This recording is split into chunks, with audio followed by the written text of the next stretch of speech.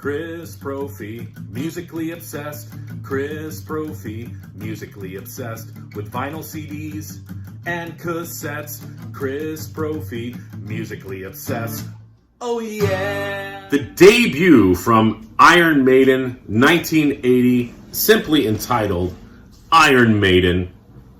Amazing album. I'm going to be ranking the 8 songs on this album. You've got Paul Di'Anno on vocals, Dave Murray on guitar, Dennis Stratton on guitar. This is the only album that Dennis Stratton would appear on. Steve Harris on bass, and Clive Burr on drums. Now, North America would tack on the tune Sanctuary, but I'm going to be just looking at the 8 songs on the original UK version. All right, this is a reissue that I have on vinyl. I've also got the Castle 2 CD version, and anybody who is familiar with these Castle reissues, they were awesome. They included a bonus track or a bonus CD of bonus tracks. And on the first Iron Maiden album, you have Burning Ambition, Drifter Live, and the Montrose cover, I've Got the Fire. So if you can track down these Castle versions, I would definitely pick them up. So good. So here we go. 8 songs. Iron Maiden's debut, 1980.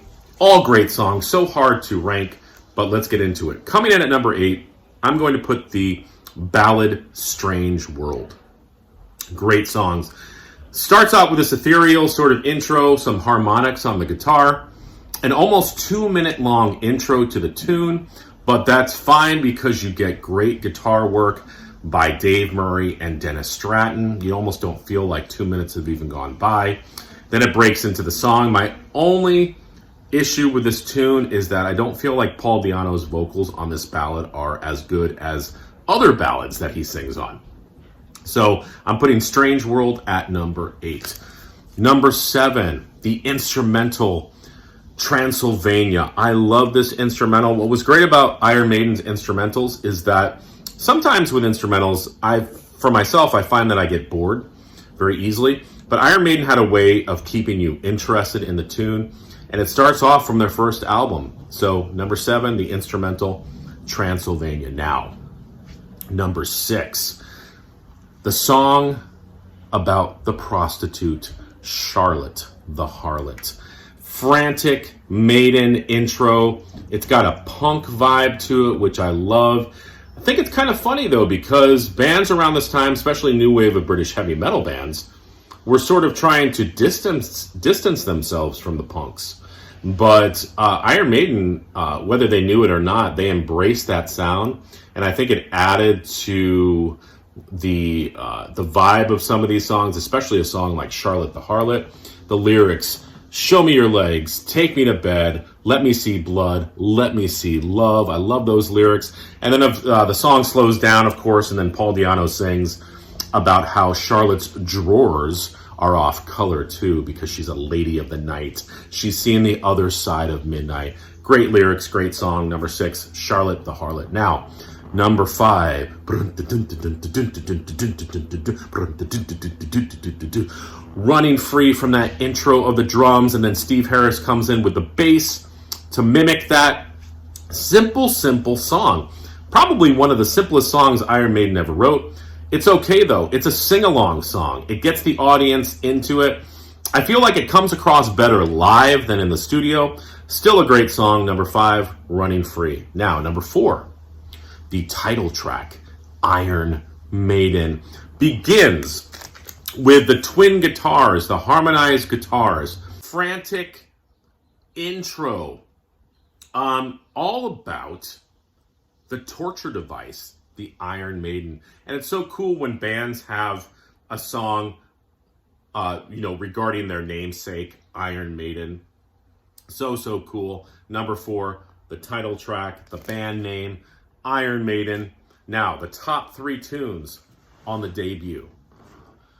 Let's get into it. Number 3, Remember Tomorrow. What an amazing ballad. It reminds me a little bit of Child in Time because it starts out really slow, sort of like Strange World, but then it breaks into this heavy guitar part. Paul Di'Anno, we get some screams from him, a fast-paced midsection. I love this tune, Remember Tomorrow. It's good in the studio. It's also good live as well. Now, top 2 tunes. Number 2, Prowler. You get a new wave of British heavy metal guitar riff right in the beginning. I love the lyrics of this song. Got me feeling myself and reeling around. The bass work, some of the best by Steve Harris on this album. You've got this midsection with tempo, shifts, just everything you want from Maiden. And, the vocal performance by Paul Di'Anno is spot on. I love Maiden around this time. They were a dangerous, dangerous band with this album and Killers. And you hear it in the song Prowler. That means number 1, Phantom of the Opera. So good that even Ghost covered it on their latest album. My favorite on the album, again, you get the tempo shifts. You get the classic Maiden song structure, guitar work, the bass work is there, the lyrics subject matter. Nobody else was writing tunes about the Phantom of the Opera, but Maiden did, and it showed you where their career would go from there.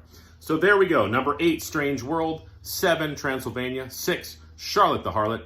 5, Running Free. 4, Iron Maiden. 3, Remember Tomorrow. 2, Prowler. And number 1, Phantom of the Opera. What would your ranking be? Similar to mine? Different?